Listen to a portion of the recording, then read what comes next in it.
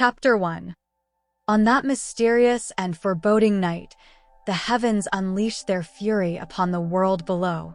The relentless rain cascaded from the heavens, like tears shed by the sky itself, drenching everything in sight. The lightning danced across the dark canvas of the night sky, creating a mesmerizing display of raw power and beauty. Each bolt of lightning seemed to crackle with a fierce intensity, illuminating the world for a brief moment before plunging it back into darkness. The haunting silhouette of the full moon lurked behind the thick shroud of storm clouds, casting an eerie glow upon the tumultuous scene below. It was as if the heavens themselves were engaged in a fierce battle, with the very elements waging war against each other in a symphony of chaos and destruction. At that moment, it felt as though the very fabric of reality was being torn asunder, and anything seemed possible in the midst of that tempestuous night. In the hazy glow of the moonlight that bathed the city in an ethereal sheen, a haunting howl pierced the stillness of the night, echoing through the bustling streets of Las Vegas. Samara Alexandru, a figure of enigmatic allure, stood by her apartment window, drawn to the mysterious sound that seemed to beckon her into the shadows.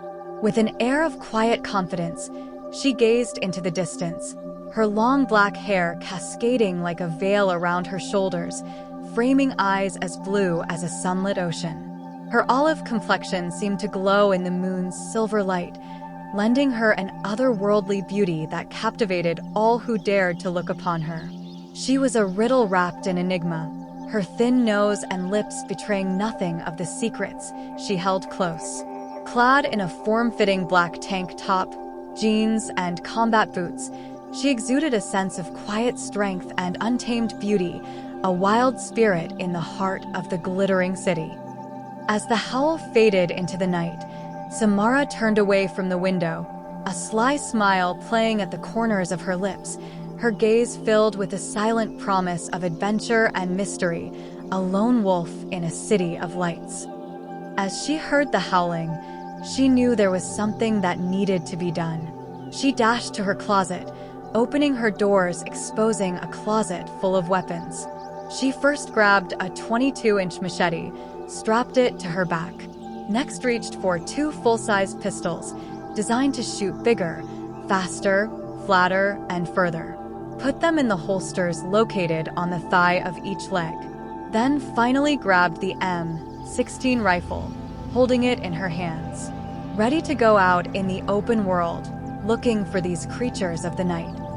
She locked up the apartment and ran down the stairs to her vehicle.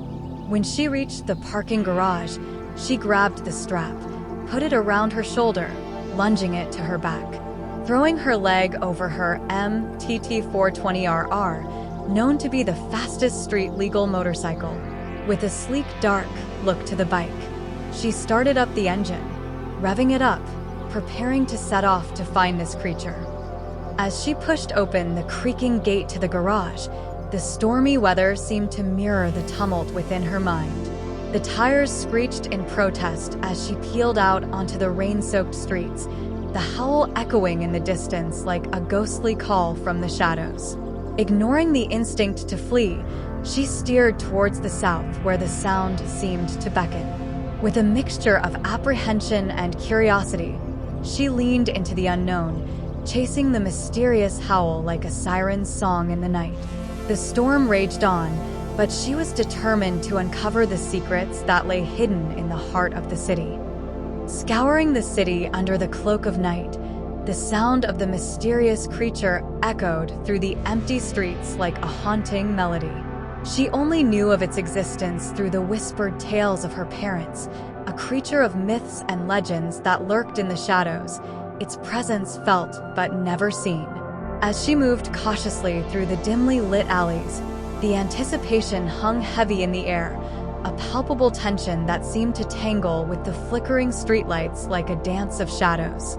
With each step she took, the echoes of the creature's call grew louder, sending shivers down her spine. Like a modern-day ghost hunter, she pursued the elusive sound with a mix of trepidation and curiosity, determined to unravel the mystery that lay hidden within the heart of the city's nocturnal symphony. She pondered over the words her father had shared with her. He told me that one day he will not be around anymore, and it will be my job to keep the world safe. Reflecting on the weight of the responsibility that would one day fall on her shoulders, the thought of having to ensure the safety of the world without her father by her side was both daunting and sobering. She knew that she would have to be strong, resilient, and unwavering in her commitment to this monumental task that he had entrusted to her. She had never seen one of these things before, at least not in real life. Only pictures. Anytime she saw those pictures, it scared her. One day there was a home invasion. She was in her late teenage years and almost ready to graduate from high school when someone broke through the front door, catching her mom and dad off guard. They had unreal strength and speed. One grabbed my dad, throwing him against the far wall, knocking all the pictures down. The next one that came through the door grabbed my mother, throwing her into the kitchen while there were cutting knives on the countertop. She landed on one of them, plunging into her back, piercing all the way through into her heart. My dad saw the knife enter into her body and screamed, "No!"